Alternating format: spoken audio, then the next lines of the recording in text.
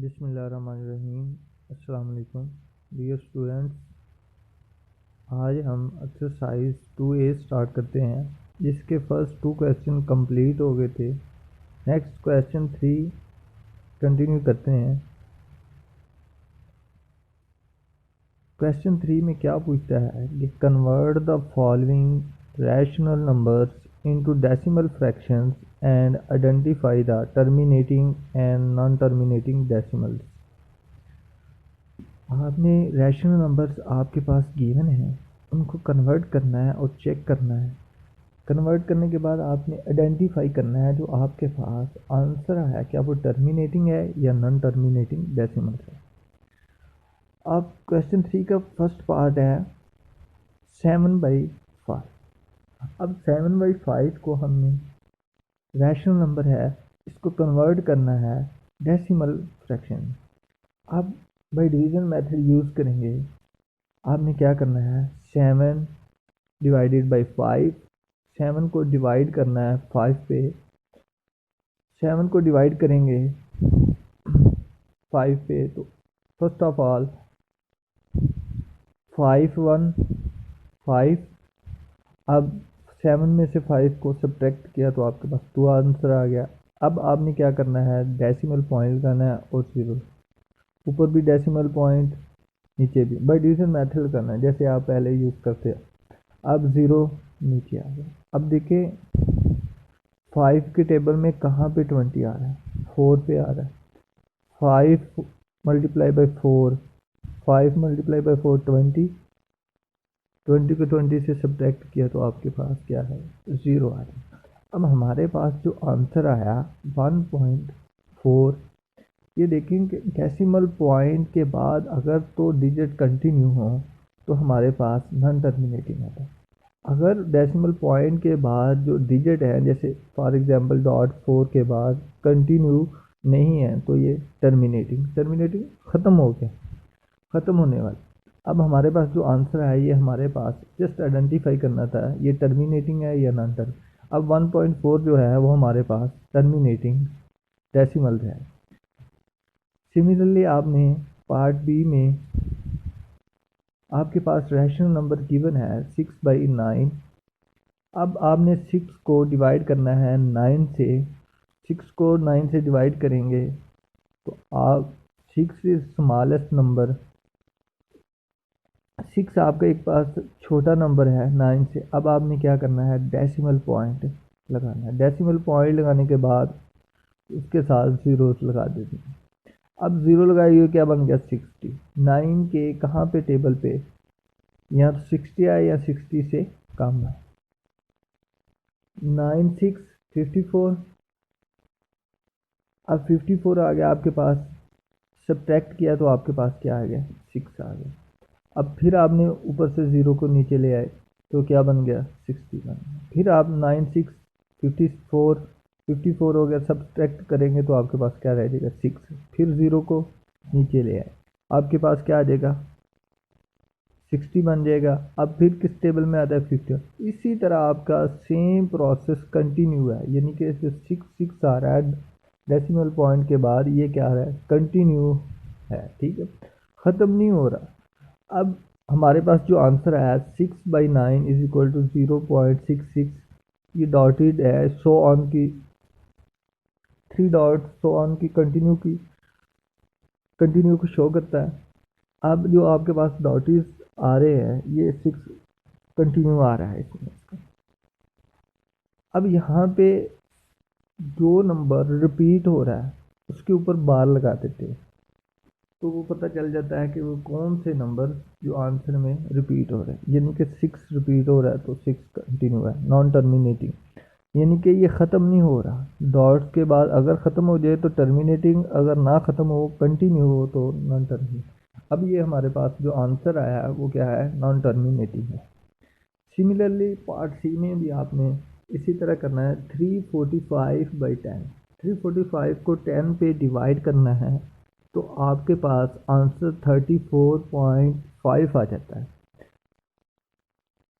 क्योंकि आपके पास लास्ट में एंड पे ज़ीरो आ जाता है, क्योंकि ये डिवीज़न ख़त्म हो जाती है, एंड हो जाती है, टर्मिनेटिंग ख़त्म हो जाती है। तो हमारे पास जो आंसर आया वो टर्मिनेटिंग डेसिमल में आंसर आया। तो ये वाली रैशनल जो फ्रैक्शन है ये टर्मिनेटिंग डेसिमल फ्रैक्शन। अब हमारे पास पार्ट सी कंप्लीट हो गया। पार्ट डी है 20/7। इसको आपने खुद सॉल्व करना है। Please complete your self. Similarly है ये आपका। नेक्स्ट हम क्वेश्चन 5 स्टार्ट करते हैं। क्वेश्चन 5 में क्या कहता है, identify the terminating and non terminating decimal without converting into decimal fractions. आपने शो करना है, बताना है, आइडेंटिफाई करना है जो आपके पास नंबर्स आ रही है, जो फ्रैक्शन आ रही है, क्या वो टर्मिनेटिंग है या नॉन टर्मिनेटिंग है।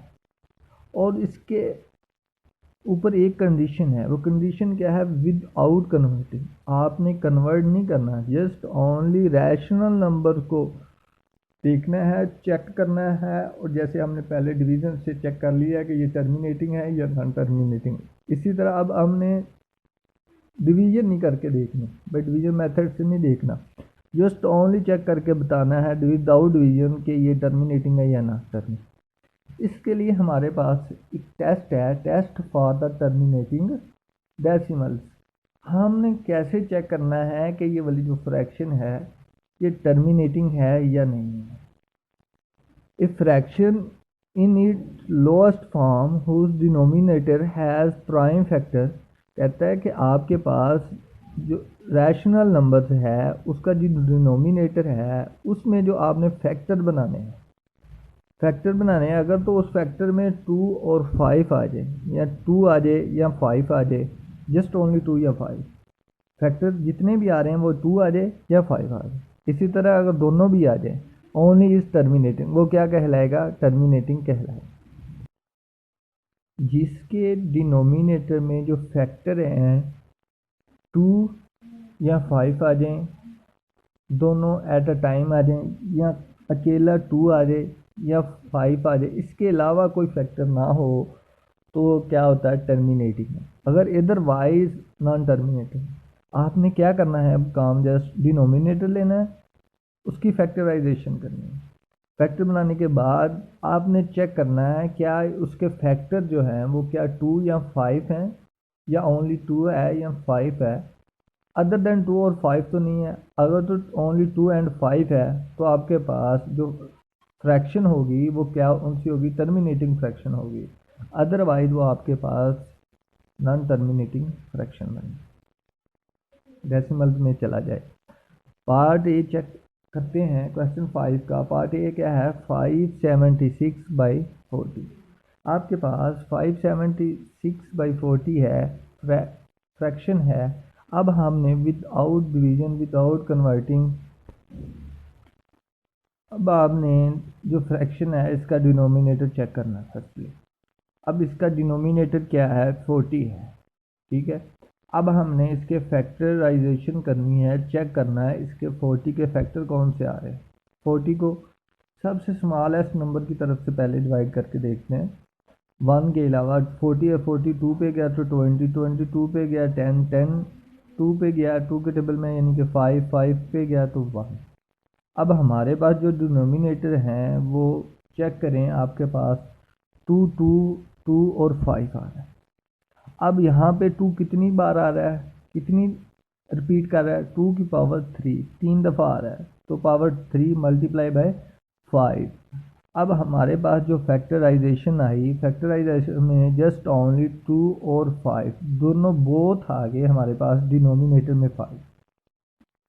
अब हमने जो टेस्ट टर्मिनेटिंग डेसिमल पढ़ा था उसमें कहा था कि अगर 2 और 5 प्राइम फैक्टर आ जाए डिनोमिनेटर में, लोएस्ट फॉर्म में, तो आपने क्या करना है कि ये हमारे पास टर्मिनेटिंग डेसिमल्स होंगे। ये वाली जो फ्रैक्शन होगी ये टर्मिनेटिंग डेसिमल। अब जस्ट ओनली इसके फैक्टर में 2 और 5 आ गए, हमारे पास ओनली टर्मिनेटिंग डेसिमल फ्रैक्शन बनेगी।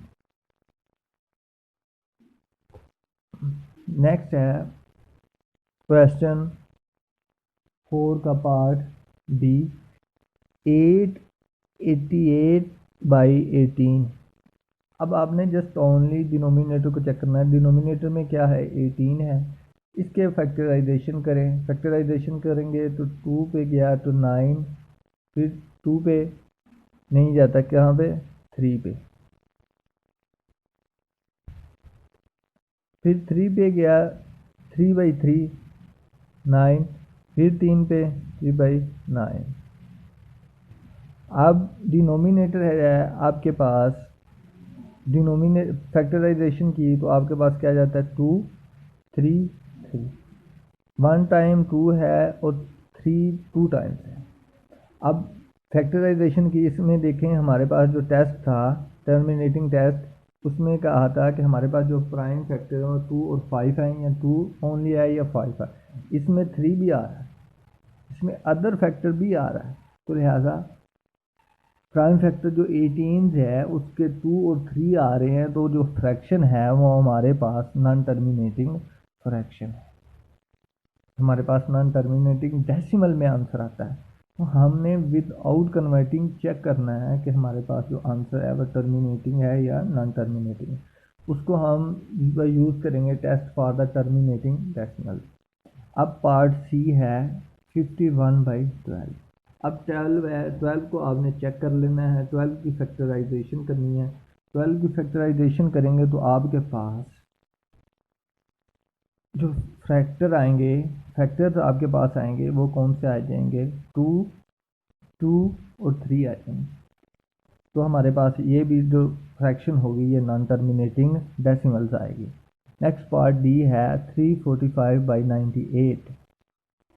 अब हमने 98 को चेक करना है, इसकी फैक्टराइजेशन करनी है। करें 98 को 2 पे गया तो 49, 49 को 7 पे गया 7, फिर 7 1 7। अब 2 मल्टीप्लाई बाई 7 की पावर 2, यानी कि 7 2 टाइम्स आ रहा है और 2 1 टाइम्स आ रहा है। अब इसके नोमिनेटर में जो फैक्टर आ रहे हैं 2 और 5 के अलावा भी कोई फैक्टर आ रहा है, अदर देन भी 2 और 5 1 फैक्टर, तो कौन सा फैक्टर है, 7 है। जब अदर देन एनी फैक्टर आएगा तो आपके पास नॉन टर्मिनेटिंग डेसिमल आएगा। इसी तरह prime factor of 98 contains 2 and 7, so given fraction 345/98 is equivalent to a non-terminating। आपके पास जो आंसर आएगा वो नॉन टर्मिनेटिंग आंसर आएगा।